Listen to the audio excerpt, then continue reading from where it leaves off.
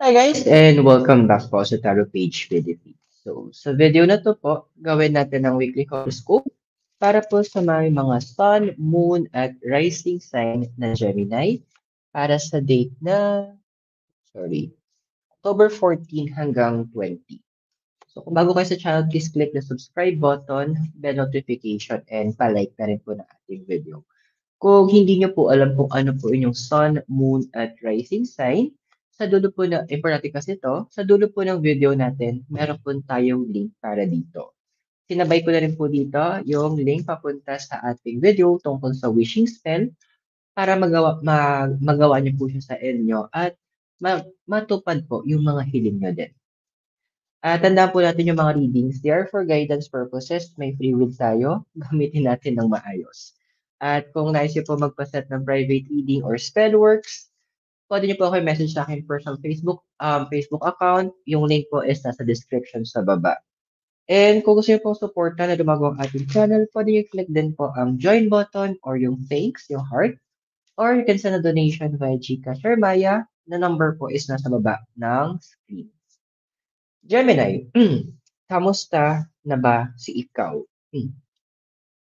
So, meron tayo itong seven of cups, tsaka the tribe. Now, seven kasi, number ito ng wisdom, ng kaalaman, karunungan. Minsan tinatawag din siya number of God. Cups naman, symbol siya ng tubig tungkol sa mga emosyon natin. And, first, the tribe, tungkol siya sa family, tungkol siya sa acceptance, sa sa brotherhood or kung ano mang gusto nating gamit na term. So, ano ba yung nangyari sa'yo, Gemini? Kasi andoon yung point na you feel na parang ka nasa ano, tawag dito, ang pangit yung term ko, parang ka nasa hellhole. Parang feeling mo nasa impyerno ka kung nasaan ka man ngayon. Parang it started sanang maganda nung simula, pero habang tumatagal, parang nakikita mo na hindi na nagiging maayos yung, pamaraan ng pakikitungo sa'yo. Andoon na parang ano, sorry, kung yung naisip ko na pumasok sa isip ko na example, parang gusto mong sabihin during ano, yung sa crucifixion ni Jesus, parang gusto mong sabihin din, my God, why have you forsaken me?" Parang, Diyos ko, bakit niyo po ako kinalulo?" Andun na yung feeling na gano'n. Kasi you feel with the card of the tribe, andoon na deep inside, hindi ka na happy kung nasaan ka, hindi ka na kontento, hindi ka na ramdam mo na ang daming mali. Ramdam mo na para kang ginagamit, para kang ang pangit ng term, pero para kang binastos or para kang nababastos. Kasi yung hindi nirerespeto bilang yung ikaw mismo. So, ano ba yung mga nakikita ko dito? Alam mo yung tipong gusto mo lang magpahinga, gusto mo lang na maging maayos yung tulog mo siguro o yung makapag-relax ka para mabawi mo ulit yung lakas mo. Pero andoon na may mga tao talaga na masasabi natin na um, makakapal ang mukha. May mga tao talaga na masasabi natin na hindi marunong magpahalaga sa nararamdaman ng iba o sa ginagawa ng iba. Alam mo parang you try to treat them as family, pero andoon na hindi mo maramdaman na gano'n yung pakikitungo sa'yo. Pinipilit mo na maging maganda yung, connection mo sa kanila, andoon na wala kang sabi mong yung kasabihan nga, wala kang pinapakitang masamang tinapay, pero andoon na hin hindi gano'n yung response nila, hindi positibo. Andoon yung punto na ano, paano ba ba yung words? Andun yung punto na ano, na you felt as if ginagamit ka. Na yung nararamdaman mo, yung pinagdadaanan mo, o yung ginagawa mo is hindi nabibigyan ng tamang acknowledgement or respect. kung na siguro yung pinaka-best na term na magagamit ko. Ano ba nagho-hold back sa'yo? Bakit nagkakagano'n? So, we have here is a card of justice and not for you. So, si card of justice kasi, it's about balance. And literal, from sa pangalan niya, justice, hustisya. Tapos, ang justice kasi connected to sa zodiac sign na Libra. And Libra ay tungkol to sa house of marriage din. So, it's about connections. It's about relationships. It's not for you. Alam mo yung tipong ano, yung covering mo, yung nagko-cross sa'yo, yung pakiramdam mo na ikaw lang yung gumagawa, ikaw na lang yung lumalaban, wala kang maasahan.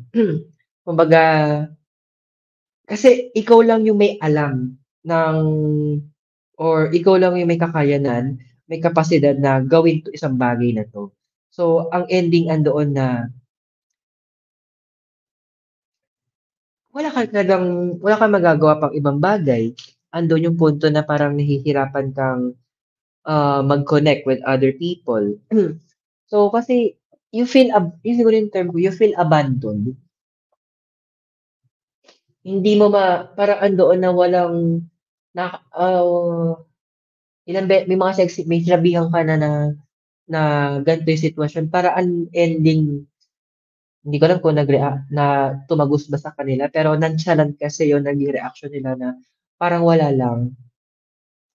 So, andun na hindi mo nakuha yung proper na response o in-acknowledge man lang na, "Hoy, ito si Gemini, ako si Gemini, nahihirapan din, napapagod din ang lola niyo. Baka naman puwede niyo akong tulungan. Baka naman puwede niyong gawan ng paraan na kayo din. Kasi hindi naman 'to lahat para sa akin lang." Sabi nung card of not for you, na hindi ko na nga makuha yung tamang pahinga, hindi na nga ako na-appreciate, hindi na nga ako nabibigyang halaga, ganyan pa yung gagawin niyo, ganyan pa kayo magre-react. Yung parang ang dating, parang utang na loob mo pa yung ginagawa mo na pagtulong. Na ine-extend mo yung hand mo, na imbes na ginugugol mo yon sa ibang mga bagay na makabuluhan, andoon na binibigay mo sa kanila, pinaparte mo yung oras mo sa kanila para maging helping hand ka nila.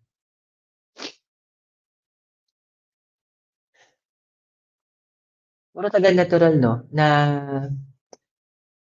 makasarili talaga by nature ang mga tao. Ah, bihira sa isang tao na kaya nilang i-extend yung sarili nila to help other people.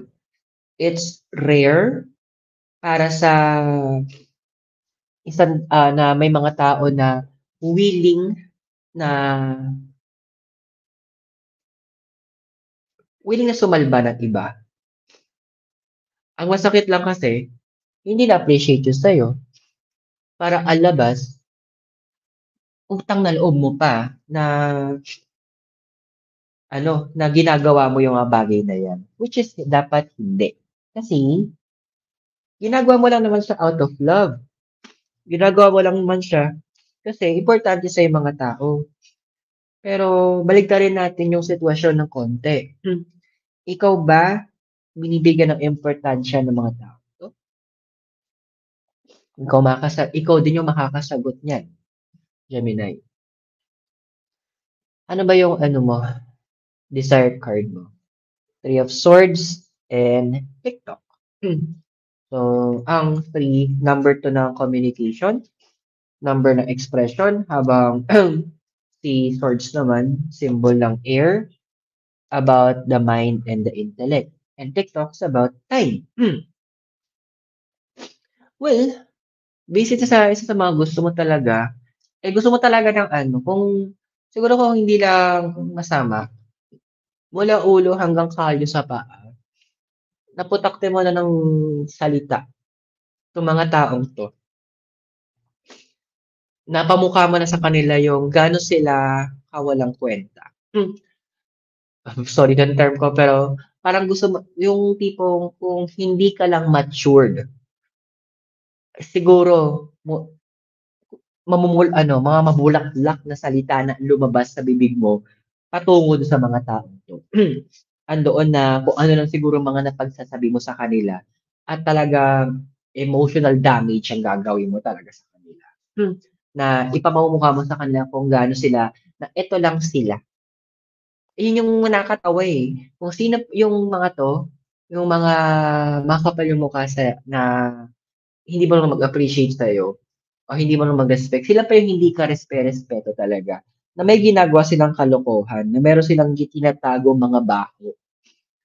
Well, siguro kaya nila ginagawa din yun based sa cards kasi para yung ano mo yun, kapag pangit ng term ko, example ko, parang 'pag pangit ka, para maghahanap ka ng ibang tao, lalaitin mo na hahanapan mo ng pangit para yung atensyon ng pagiging pangit sa'yo is malilipat sa iba. Parang gano'n yung ginagawa kasi nila, eh, na ginagamit ka na parang scapegoat para mapagtakpan o hindi mapansin yung mga maling ginagawa. Yung tinatawag natin na ano, self-righteous.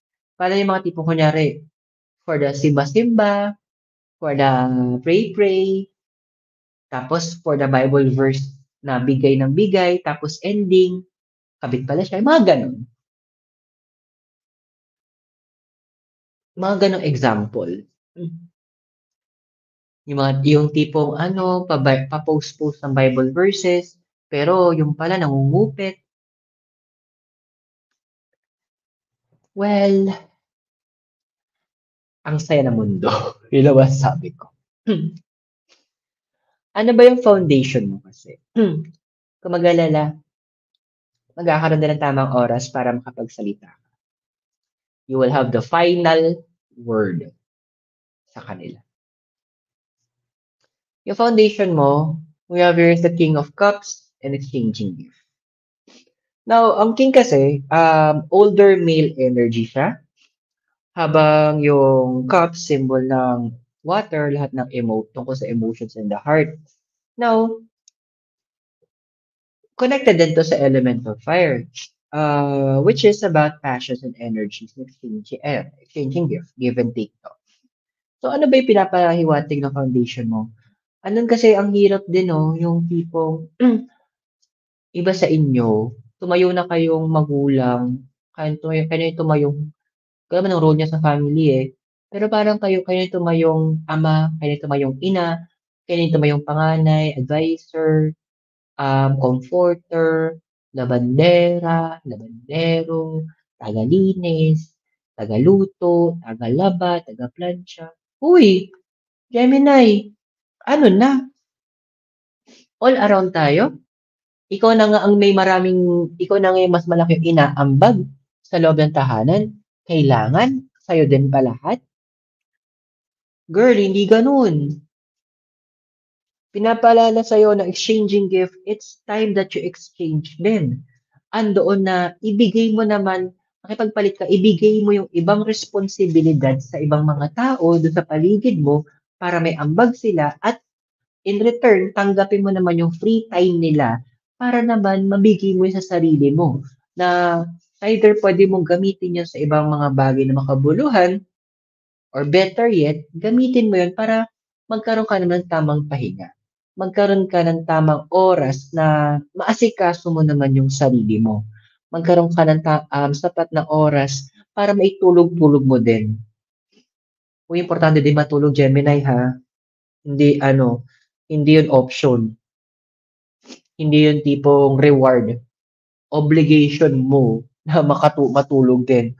Obligasyon mo na bigyan yung sarili mo ng sapat na panahon ng pahinga din. Kasi kung hindi, ay dahil kahit anong hard work mo, kukulangin yan talaga pambili ng gamot. Worst, malala, kukulangin yan sa ospital. Wag naman sana. So sabi nga, prevention is better than cure. Habang maaga, baguhin mo na yung lifestyle mo. Let's have some exchange of gifts. Kumbaga, yun nga, medyo i-give love on Christmas Day mo sa kanila yung mga ibang mga bagay-bagay para naman mabawas-bawasan yung mga bit-bit mo. Kumbaga sa excess baggage sa airport, hindi ka excess baggage ka, pasa mo doon sa hindi excess baggage na kasama mo. O, di ba? Hindi ka na magbabayad ng extra. Gawain. Ano ba, ano ba yung nasa pass mo? So, we have here is the star. and come to the edge. Now, si Star kasi, symbol to ng direction, light in the dark. Bakit direction? Kasi, noong mga panahon na wala pang GPS. Hindi pa uso ang mga cellphone, mga panahon ng ating mga sinaunang ninuno, ang mga bituin ang nagbibigay gabay sa kanila para malaman nila kung nasaan na sila at saan sila at paano yung saan nila para alam nila kung saan sila pupunta din. Yung mga bituin din na nagbibigay ng gabay sa kanila kung saan ba dapat yung patunguhan nila. May mga nagsabi na historians na inspired daw itong the star mula doon sa Star of Bethlehem. Ito yung bituin na naggabay doon sa tatlong mago. Hindi po hari yun mago po sila, magicians. Papunta doon sa sabsaban kung saan andoon ang Panginoong Hesukristo. Unfortunately, sa Pasmo, yun yung wala. Walang direction. Parang, ano na lang, nabubuhay ka na lang on a daily basis. Parang, sige na lang, mag-survive lang. Hindi nga nabubuhay eh. Mabuhay lang. Malaking pinagkaiba nun. Parang andun yung point na may mga moments na hindi mo din alam paano mo e-enjoyin yung iyong sarili. Hindi mo rin alam paano mo bibigyan ng tamang oras yung sarili, kung ano ba yung magandang gawin, kung ano ba yung kanais-nais para sa'yo. So, andun tayo sa point na in the past, suntok sa buwan yung karamihan ng mga nangyayari.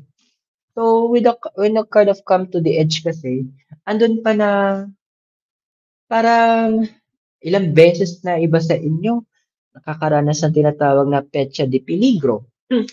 Na parang, uy, 3 days na lang. Kailangan mag-survive. Kailangan tipirin. Kailangan maghigpit ng sinturon.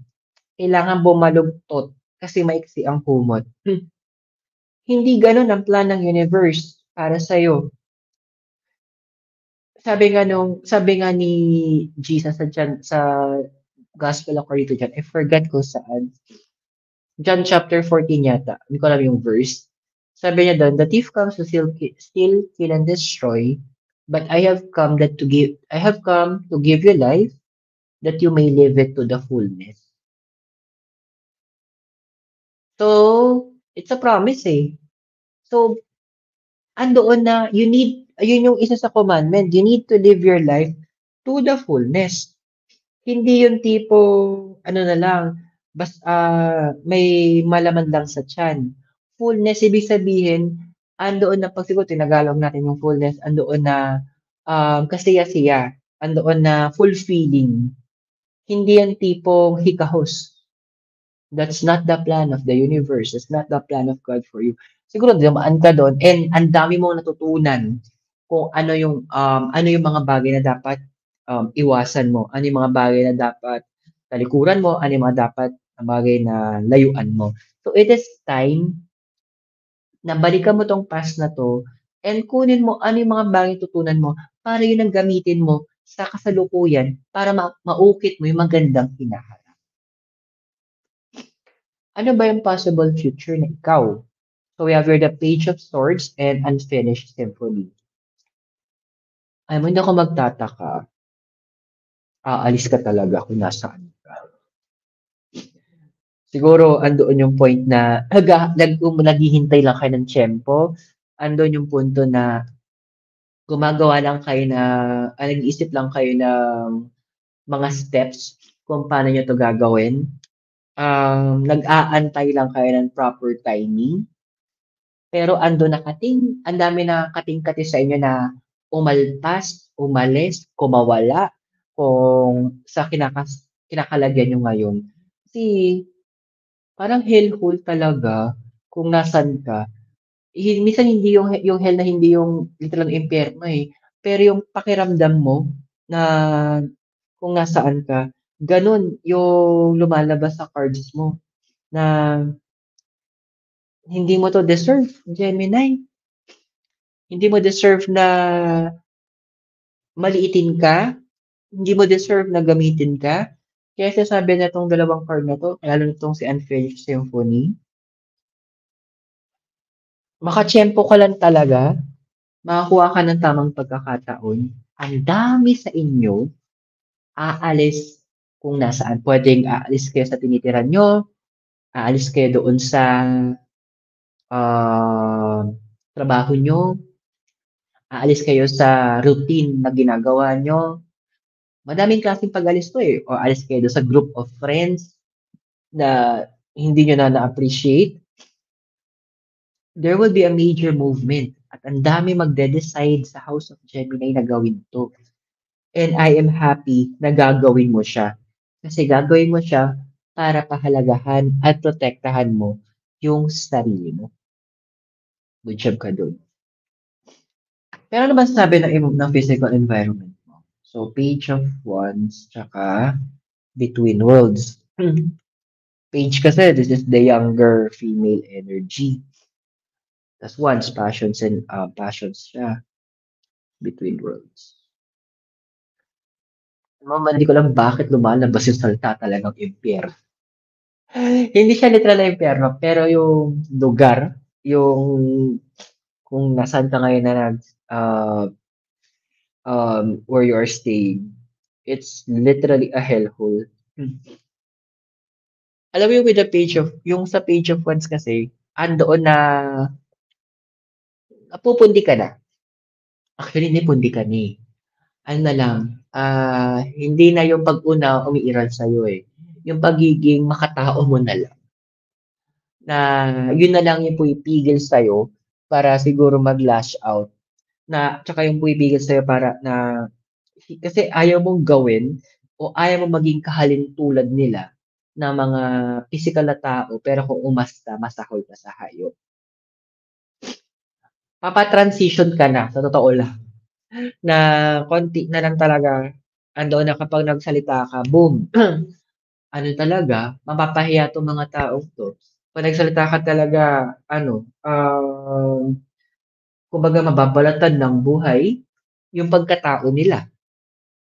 Kasi andun na 'pag kumbaga 'pag nagsalita ka ma-expose sila, yung binabato nila sa'yo ng mga negativity, literal babalik sa kanila. Tapos ma-expose pa sila sa mga kabulastugan nila, ma-expose pa sila sa mga mali nilang ginagawa.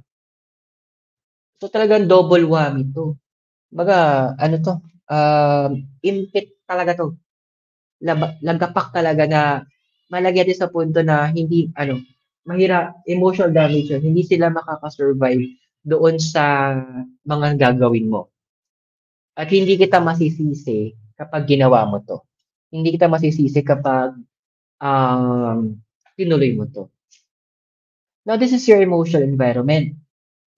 So, meron tayong Six of Cups tsaka Chaos and Conflict. Ngayon, six kasi, number kasi 'to ng ano, harmony. So, si Cups naman symbol siya ng tubig, lahat ng tungkol sa puso natin, tsaka emosyon. And Chaos and Conflict.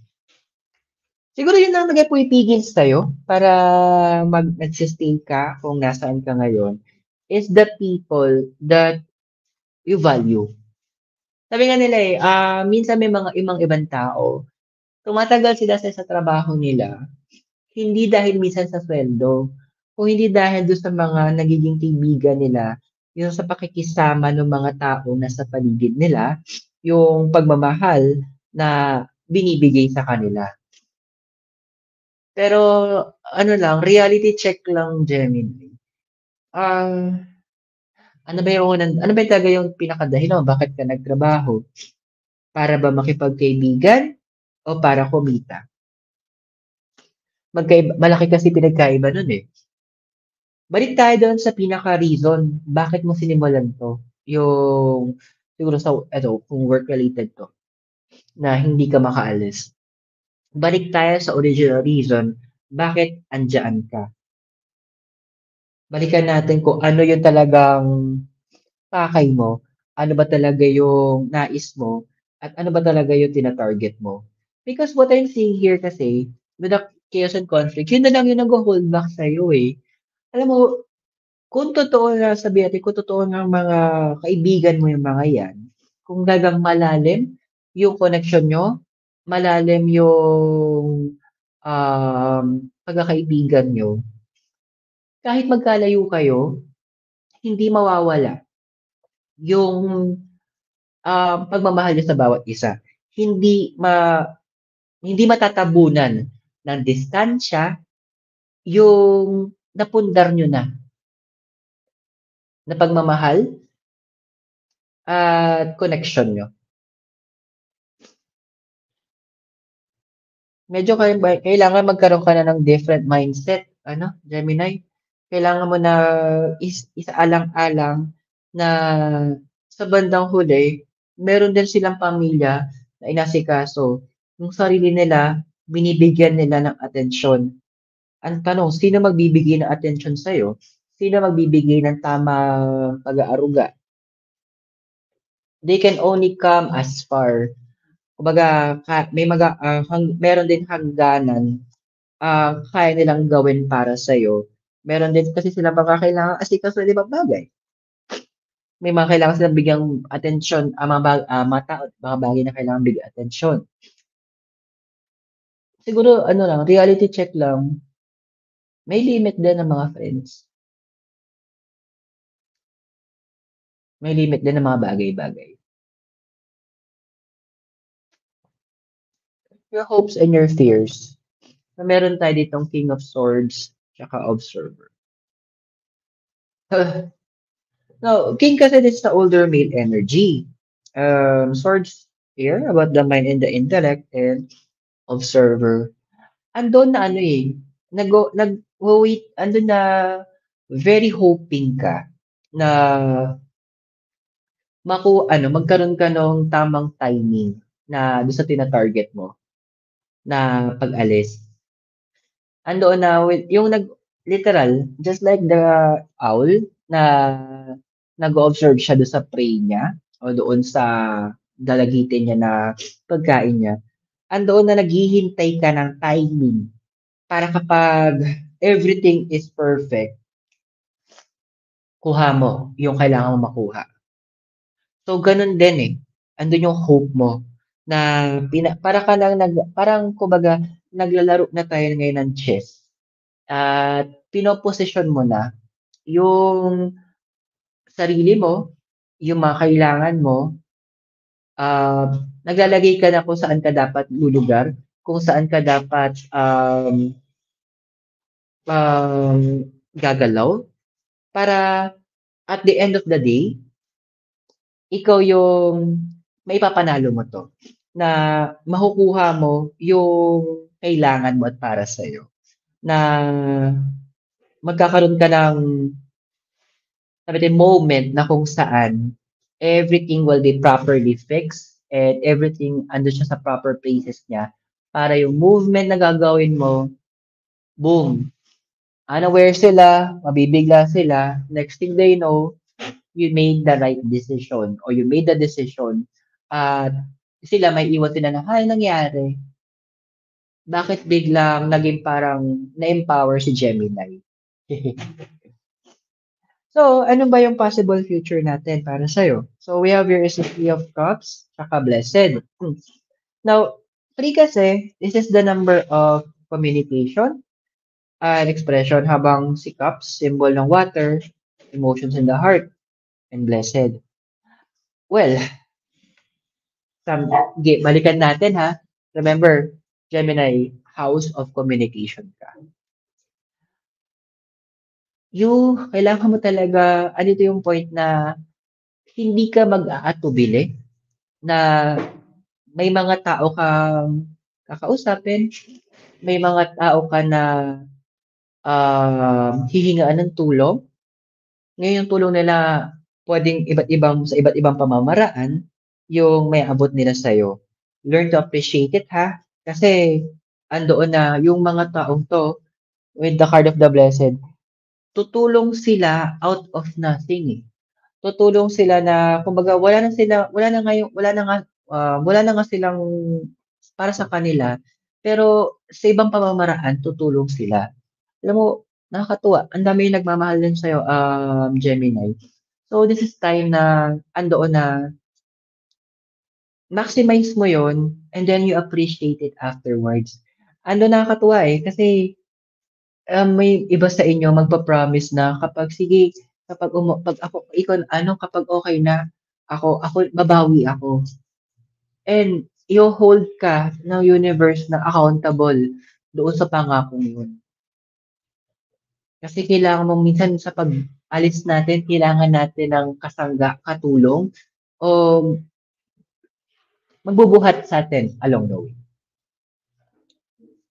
Huwag kang mag-alala, makakaalis ka. Well, ano ba sinasabi ng mga deities sa'yo? So we have here Saturn. So we have your Saturn, karma, control, and a wish to restructure. Yun yung kailangan mo, di ba? Reset. Yun yung kailangan mo na makalabas ka kung nasan ka para medyo makahinga, makapagsimula ka ulit. Eh, yun nga, hindi ka talaga mag-grow sa isang lugar na kung saan napapalibutan ka ng mga tao na walang respeto sa'yo o hindi kaya i-appreciate yung kaya mong ibigay o yung ginagawa mo. So, it's time to rin sabi ng card of this ni Saturn, time naman na mag-restructure. And this time, ikaw muna. Okay? So, I hope nakatulong yung readings sa'yo at tandaan yung mga readings natin. They are for guidance purposes. May free will tayo, gamitin natin ito na maayos. Kung bago po ka sa channel, please click the subscribe button, bell notification, and give this video a like. At kung kailangan niyo po magpa-schedule ng private readings or spell works o po ng prosperity spell, pwede niyo po ako i-message sa aking personal Facebook account. Yung link po is nasa description ng ating video. Kung gusto niyo po supportahan na lumago pa po ang ating channel, pwede niyo i-click yung join button sa baba o yung thanks button.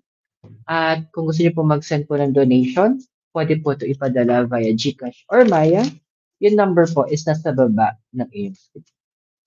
Gemini, maraming salamat sa iyo. God bless, namaste, Hare Krishna and blessed be, at naway magkita kita tayo very soon. Mula po dito sa Trinidad Benguet, kasama po si Litay Noodles. You have a great day and hope magkita tayo soon enough. Thank you.